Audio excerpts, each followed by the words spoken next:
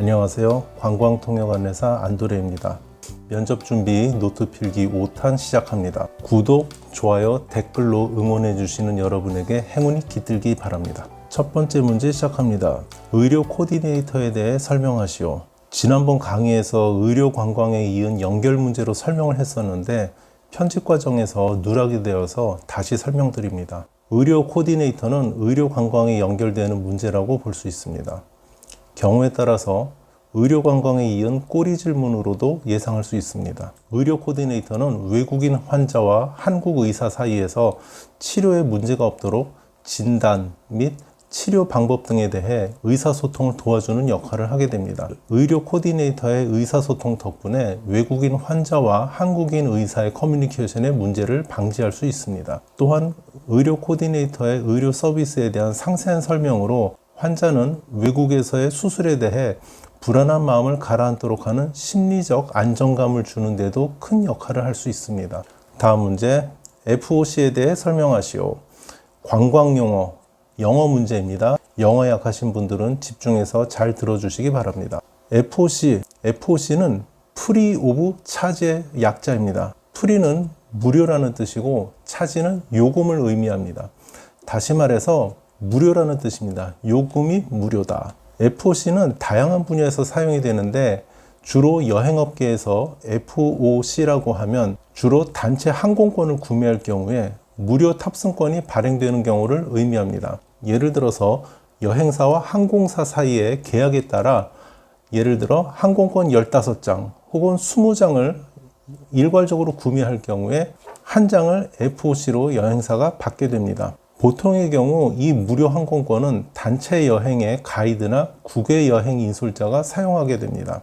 FOC는 항공권 외에도 호텔 숙박권에도 적용됩니다. 여러분이 해외 패키지 여행을 갈 때 가이드가 함께 가게 되는데 값비싼 소규모 단체의 경우에 가이드는 여행사에서 비용을 부담하기도 하고 대규모 단체로 여행을 갈 경우에는 FOC를 이용해서 가게 되는 경우가 많습니다. 다음 문제, SIT에 대해 설명하시오. SIT는 Special Interest Tour의 약자입니다. 다시 말해서 특별한 흥미, 목적을 갖는 여행이라는 의미입니다. 주로 경험을 추구하는 학습 목적의 특수 형태 관광이 많습니다. 이게 무슨 뜻이냐? 예를 들면 개인이나 단체가 어떤 특별한 관심 분야의 활동을 위해서 해당되는 여행지를 방문해서 그 해당 여행지에서 경험하고 학습을 하는 목적이 있는 여행이라고 할 수 있습니다. 학습이라고 해서 막 공부를 하는 거라기보다는 여러 가지 활동을 하면서 본인이 채우고 싶은 그런 지적 욕구를 충족시키게 되는데요. SIT 가운데 가장 역사가 깊은 것은 뭐니 해도 종교 관련한 성지순례를 예를 들 수가 있습니다. 이 밖에도 본인이 좋아하는 스포츠 스타의 플레이를 직접 보기 위해서 해외 축구나 야구장에 직접 가서 보는 스포츠 관람 관광이나 영화나 드라마 촬영지 투어를 목적으로 팬클럽 단위로 SIT도 활발하게 이루어지고 있습니다. 최근 한류 팬클럽 미팅에 참여하기 위해 내한하는 관광객도 증가 추세에 있습니다. 부산에서 BTS 공연을 하면 수만 명의 관광객이 몰리곤 합니다. 이렇게 특정 팬의 욕구를 충족시키는 여행 상품을 SIT라고 볼 수 있습니다. 여담으로 저희 집 근처에 JYP 사무실이 있는데 코로나가 요즘 풀리면서 요즘에 외국인들이 JYP 주변에 많이 보이고 있습니다. 빵집에 앉아서 주차장을 계속 보고 있기도 하고요. 이런 외국인들을 묶어서 가이드를 해보는 것도 참 재미있을 것 같습니다. 다음 문제, 팸투어에 대해 설명하시오. 팸투어는 가족을 의미하는 패밀리와 여행을 의미하는 투어가 합쳐져서 만들어진 단어입니다. 주로 어떤 단체나 지자체에서 관광지 혹은 관광 상품을 개발하고 이를 널리 홍보하기 위해 관광산업 관계자를 초청하거나 매스컴을 초청하는 것을 의미합니다. 이곳에 초청된 사람들은 대부분 무료로 관광지를 경험하고 이를 널리 알리는 역할을 하게 됩니다. 여러분도 통역 가이드 자격증을 따고 열심히 일하다 보면 팸투어를 갈 수 있는 기회가 생길 겁니다. 예전에는 신문 잡지 기자들이 주로 참여하고 가이드들도 참여해서 여행지에 대한 피드백 혹은 홍보를 했었는데 최근에는 유튜버들이 팸투어에 많이 초대되는 것 같습니다. 아무래도 요즘의 추세겠죠. 다음 문제, 다크 투어리즘에 대해 설명하시오. 다크는 어둡다라는 의미입니다. 직역하면 어두운 여행이라는 뜻입니다. 여행은 보통 밝아야 되는데 어둡다. 이게 무슨 뜻이냐? 다크 투어리즘은 과거의 재해로 인한 피해 지역 혹은 전쟁 등으로 인류의 죽음이나 슬픔을 관광의 대상으로 해서 그 흔적을 둘러보는 여행을 의미합니다. 지금까지 여행의 목적이 즐거움만 추구하는 여행이었다면 다크 투어리즘은 역사적인 교훈을 통해서 재해나 전쟁의 재발을 방지하는 데 그 의미가 있습니다. 아우슈비츠는 나치의 유태인 학살로 유명한 세계적인 다크 투어 장소 중에 하나입니다. 우리나라의 경우는 서울의 서대문 형무소가 그 예로 들 수 있습니다. 저 같은 경우는 제주 올레길을 돌 때 일본군이 만든 비행장과 진지를 보면서 여러 가지 어두운 과거의 모습을 직면하고 많은 생각을 할 수 있었던 경험이 있습니다. 다음 문제, 국보와 보물의 차이. 간단하게 설명하겠습니다. 국보는 아무래도 국가를 대표하는 보물로서 보존 상태가 좋은 것이 국보가 됩니다. 하지만 보물의 경우는 국보에 비해 비슷한 물건이 많아서 희귀성이 떨어집니다. 혹은 보존 상태가 비교적 좋지 않은 경우, 그리고 생산 기술이 당대의 최신식이 아닌 다소 떨어지는 제품을 포함하기도 합니다. 다음 문제, 가이드로서의 사명감, 국가관을 설명하시오. 이 문제는 매우 중요한 문제인데 이 문제는 여러분 각자가 만들어야 하는 문제입니다. 본인이 왜 가이드가 되려고 하고 가이드가 되면 국가에 어떤 기여를 할 것인지에 대해 잘 생각해 보시기 바랍니다. 다음 문제, 한류에 대해 설명하시오. 이 문제 역시 예전에 다룬 문제와 일부 겹칩니다. 한류란 무엇이고 어떤 분야에서 어떤 영향을 주고 있는지, 우리나라 관광산업과 어떤 관계가 있는지에 대해 화면의 내용을 참고로 정리를 해 보시기 바랍니다. 다음 문제, 코로나 장기화에 따른 가이드의 업무 대처는. 이 문제는 작년 코로나가 끝이 보이지 않던 상황에 준비했던 문제입니다. 참고로만 해주시기 바랍니다. 자, 여러분께서는 코로나 이후 어떤 여행 형태가 펼쳐질 것인지, 여행업계는 앞으로 어떻게 변할 것인지에 대한 문제를 예상해서 준비해 보시는 것을 추천드립니다. 다음 문제, 관광객이 여권을 분실한 경우 어떻게 할 것인가? 돌발 상황에 대한 문제입니다. 매우 난감한 상황인데 반드시 알아야 하고 여러분이 가이드를 하게 되면 한두 번 겪을 수 있는 상황입니다. 어려울 거 없습니다. 3단계로 나눠서 생각해 주시기 바랍니다. 1단계, 경찰서에 가서 분실 신고를 한다. 2단계, 경찰서에서 분실 증명서를 받는다. 3단계, 영사관에서 임시 여권을 발행을 받습니다. 이렇게 하면 관광객은, 외국인 손님은 본인의 나라에 무사하게 돌아갈 수가 있겠죠. 이것이 가장 중요합니다. 관광객의 귀국 일자와 여러 가지 변수는 있겠지만 최대한 고객의 안전을 확보하고 무사하게 여행을 마칠 수 있도록 도움을 주는 것이 가이드의 역할인 것을 다시 한번 기억해 주시기 바랍니다. 다음 문제, 스톱 오버와 트랜짓의 차이점을 설명하시오. 헷갈리기가 쉽습니다. 우선 두 가지 모두 목적지까지 비행기를 타고 가다가 중간에서 환승, 다른 비행기로 갈아타는 것을 의미합니다. 하지만 환승하는 지역에서 체류 시간이 24시간을 넘어가는 경우는 스탑 오버라고 합니다. 이와 비교해서 갈아타기 위해서 체류하는 시간이 24시간보다 짧은 경우에는 트랜짓이라고 합니다. 스탑 오버는 24시간이 될 수 있고 며칠이 될 수도 있습니다. 따라서 다음 비행기를 갈아타기 위해서 기다리는 동안 탑승객들은 그 해당 도시에서 투어를 즐길 수 있습니다. 이로 인해서 세계적인 허브 공항을 보유한 나라들은 스톱 오버 관광객을 유치하기 위한 여행 관광 상품을 운영을 하기도 합니다. 시간적인 여유가 있다면 스톱 오버로 항공권을 발행해서 저렴한 항공비로 다양한 나라를 경험하는 관광객들도 많이 있습니다. 다음 문제, 또다시 돌발 상황에 대한 문제입니다. 손님이 본인에게 배정된 호텔방이 싫다고 변경을 요구하면 어떻게 할 것인가?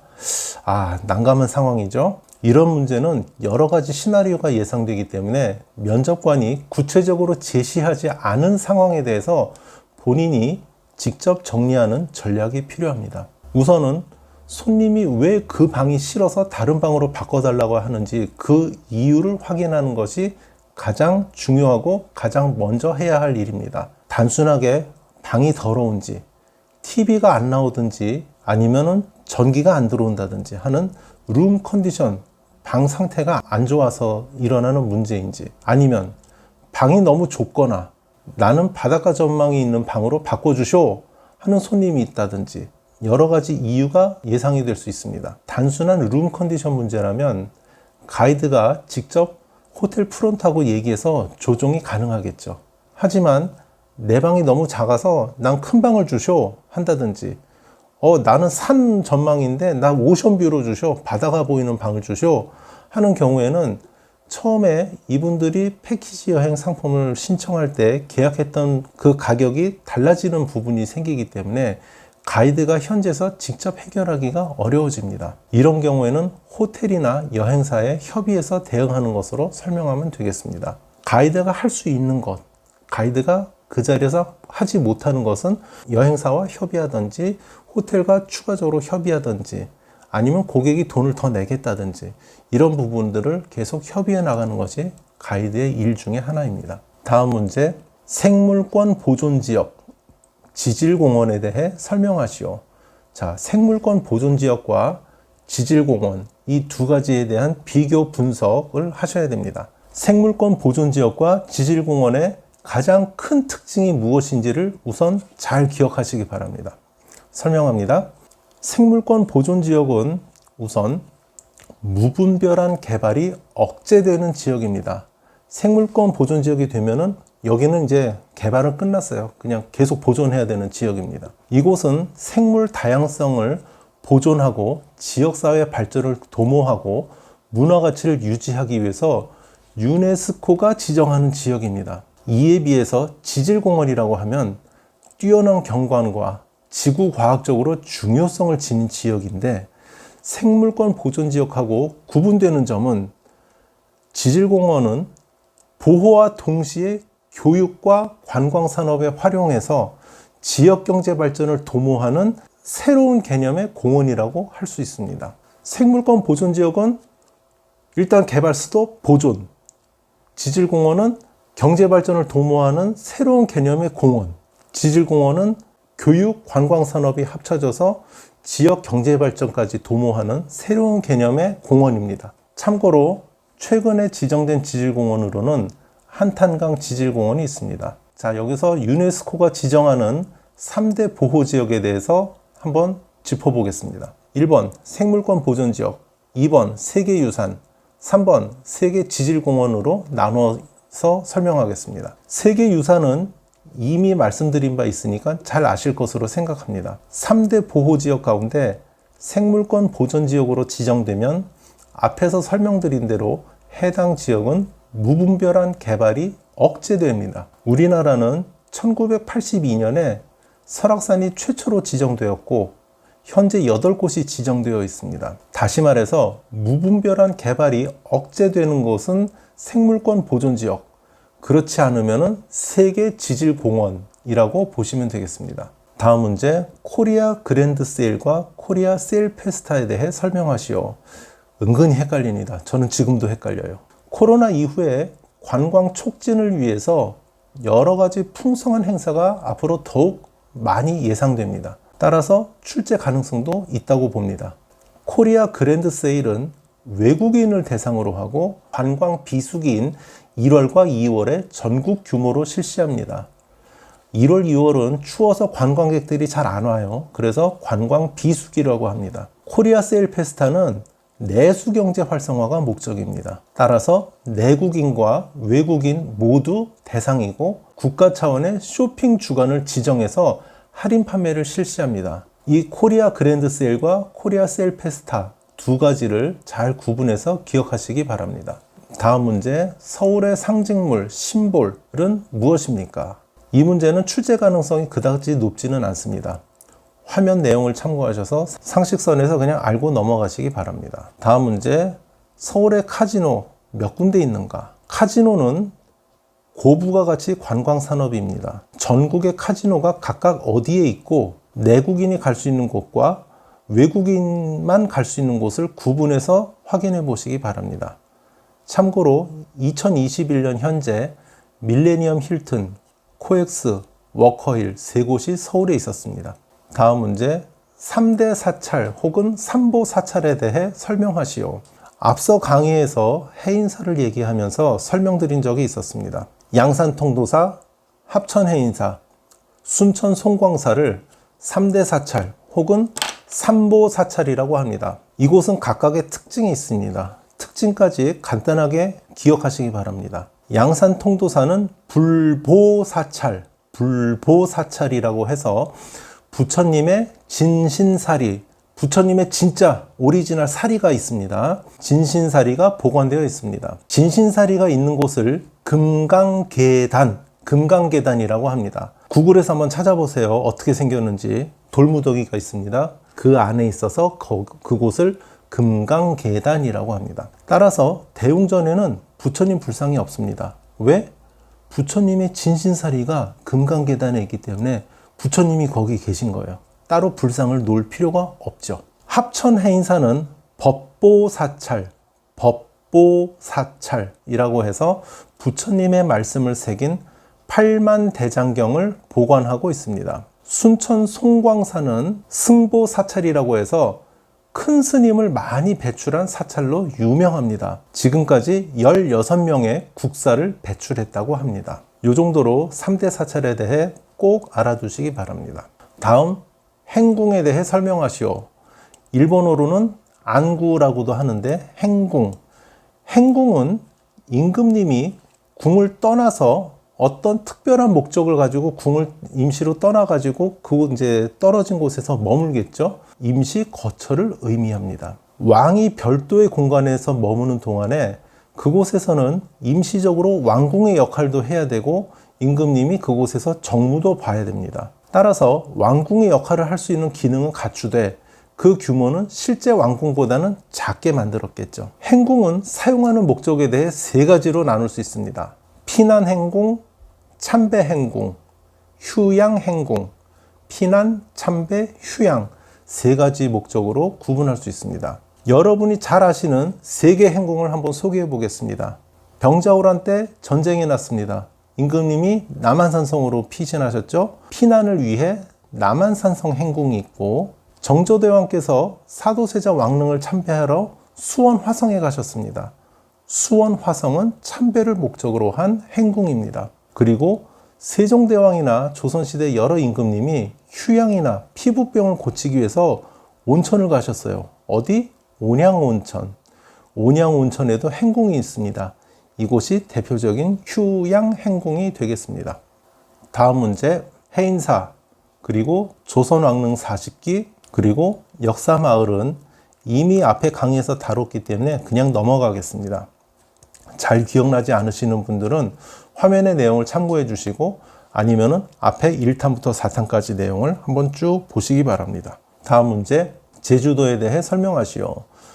제주도는 모두 다 아는 곳입니다. 그런데 면접관이 설명해 보세요 하면은 뭐부터 설명해야 될지 너무 많아서 막막합니다. 몇 가지 키워드로 정리해 보시기 바랍니다. 제주도는 서울 다음으로 한국에서 유명한 관광지입니다. 용암, 화산 활동에 의해서 생겨난 화산섬이고 많은 용암동굴과 기생화산인 오름이 있습니다. 화산 말고 그 산처럼 불룩불룩 이제 솟아있는 곳 오름이라고 하죠. 그게 기생화산입니다. 따라서 자연경관이 매우 아름답고 산과 바다에서 다양한 식재료를 구할 수 있습니다. 2021년 갯벌이 등재되기 전까지 제주도는 우리나라의 유일한 유네스코 자연유산으로 등재되어 있었습니다. 유일한 자연유산이었었는데 갯벌이 생기면서 우리나라가 자연유산이 2개로 늘어났죠. 다음 문제, 갯벌에 대해 설명하시오. 유네스코 세계 자연유산에 등재된 갯벌은 한국에 4개 지역이 있습니다. 4개의 갯벌이 하나의 세계 자연유산으로 등재되었습니다. 서천, 고창, 신안, 보성, 순천을 묶어서 서천, 고창, 신안, 보성, 순천을 묶어서 모두 4곳을 한국의 갯벌, 유네스코 세계 자연유산에 등재된 한국의 갯벌로 얘기합니다. 갯벌은 다양한 생명을 품은 생명의 보고입니다. 수많은 철새들이 이동 통로에서 먹이 활동을 할 수 있는 중요한 지역으로 절멸 위기, 즉 멸종의 위기에 처한 철새들의 보금자리 역할도 합니다. 철새가 북반구에서 남반구로 한 번씩 이제 이동을 하는데 중간에 한 번씩 쉬는데 그 쉬는 장소에서 온갖 먹이 활동을 하고 에너지를 충분히 보충하고 휴식을 취한 다음에 또 내려가야 돼요. 근데 놀랍게도 우리나라의 그 갯벌이 철새들이 가장 많이 들르는 곳이라는 게 밝혀졌습니다. 다음 문제, 아리랑에 대해 설명하시오. 아리랑 모두 다 아는 노래죠? 간단하게 설명하겠습니다. 한국의 억울한 거, 한의 감정을 표현하는 한국의 전통 노래입니다. 한국을 대표하는 노래이기도 합니다. 지방마다 다른 형태의 아리랑이 있고 그 아리랑들은 각각 꾸준하게 계승되어 오고 있습니다. 대표적인 지방의 아리랑은 진도 아리랑, 정선 아리랑, 밀양 아리랑 등이 있습니다. 이 밖에도 굉장히 많이 있습니다. 제일 대표적인 거 3가지만 말씀드렸습니다. 다음 문제, 훈민정음, 조선왕조실록, 한옥은 지난 강의에서 한번 다뤘기 때문에 이번에는 그냥 지나가겠습니다. 아직 외우지 못하신 분들은 화면의 내용을 참고해서 숙지하시기 바랍니다. 다음 문제, 일본 관광객에게 소개하고 싶은 기념품은 저는 일본 관광객을 위주로 생각을 했었던 거고 일본 관광객뿐만 아니라 다른 나라의 관광객이 어떤 기념품을 사가면 좋을지 그분들이 와서 물어볼 수 있잖아요. 나 뭐 좀 선물을 사가고 싶은데 뭐가 좋겠습니까? 이때 여러분들이 추천하고 싶은 제품을 말씀해 보시기 바랍니다. 일본인 관광객의 경우는 위생에 민감하고 음식에 관심이 굉장히 많아서 보시는 바와 같이 정리를 했습니다. 중화권, 아시아권, 유럽이나 미주 관광객의 특성을 고려해서 센스 넘치는 기념품을 생각해 보시기 바랍니다. 기념품에 대해 여러분들이 좋은 아이디어가 있으면 댓글에도 많이 남겨주세요. 어떤 아이디어가 있는지 굉장히 궁금합니다. 외국인 손님에게 소개하고 싶은 음식은 지난 강의에서 한번 다뤘던 내용이죠. 혹시 가물가물하다면 리마인드 차원에서 생각해 보시고 넘어가시기 바랍니다. 한류 발전을 위해 필요한 것은 무엇인가? 여러분의 평소 생각을 정리해 보시기 바랍니다. 저 같은 경우는 개인의 SNS를 통한 홍보도 중요하지만 개인과 기업, 국가가 공동으로 전략적인 마케팅이 매우 중요하다고 생각합니다. 외국인이 한국을 여러 가지 채널을 통해서 접하고 가보고 싶다라는 생각이 들 수 있도록 만드는 것이 매우 중요하겠죠.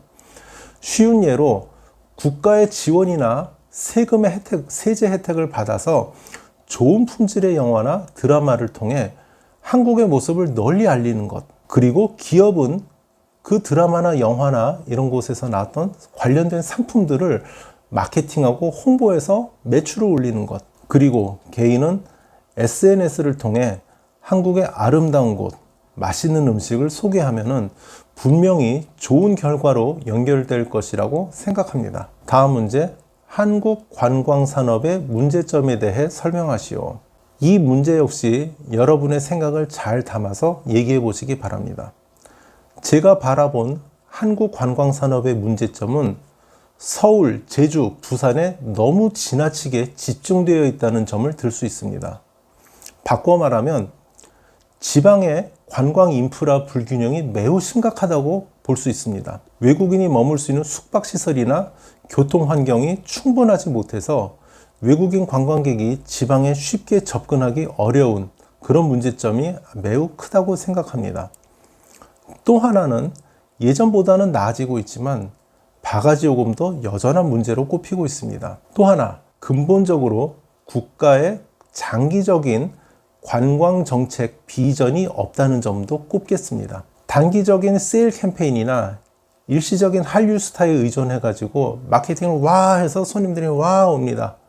이런 마케팅은 리스크가 많다고 볼 수 있습니다. 한류 스타도 사람이기 때문에 스캔들이나 여러 가지 문제가 생길 수가 있는데 한류 스타에 지나치게 의존할 경우에는 그 영향이 관광 사업까지 미칠 수 있기 때문입니다. 다음 문제. 관광객이 다치면 어떻게 할 것인가? 돌발적인 상황 대처 능력을 보는 문제입니다. 우선은 손님의 상태를 확인하고 여행사에 연락하는 것이 급선무입니다.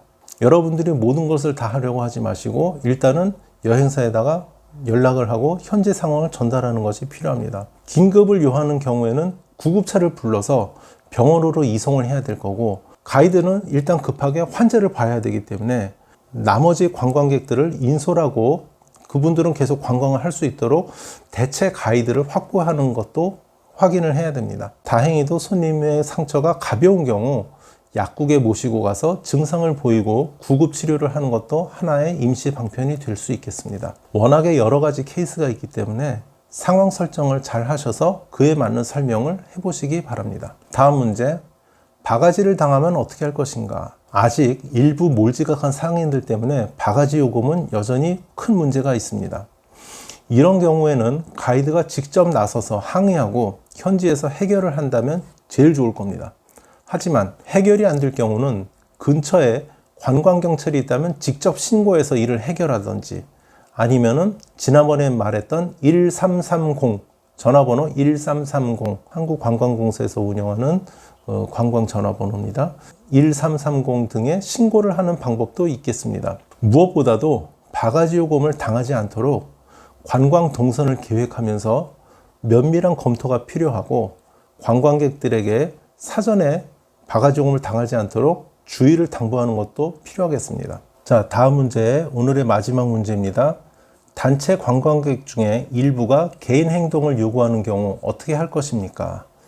수십 명의 단체 관광객이 이동을 하면서 프로그램을 진행하고 있는데 일부 한두 명의 관광객이 개별 행동을 하고 싶어 하는 경우가 있을 수 있습니다. 만약에 이들이 개별 행동을 하다가 사고가 나면 그 책임은 누구에게 간다? 가이드에게 돌아가는 점을 명심하시기 바랍니다. 그래도 계속해서 나 자유행동 하고 싶어요, 나 저기 좀 혼자 다 갔다 오고 싶어요 하는 손님이 있을 수 있습니다. 이런 경우에는 자유시간이나 옵션 투어 시간을 이용해서 개별 행동을 할 수 있도록 설득하는 자세가 필요합니다. 자, 오늘은 간단하게 이 정도에서 마무리하도록 하겠습니다. 오늘 강의를 이상으로 마치겠습니다. 수고 많으셨습니다.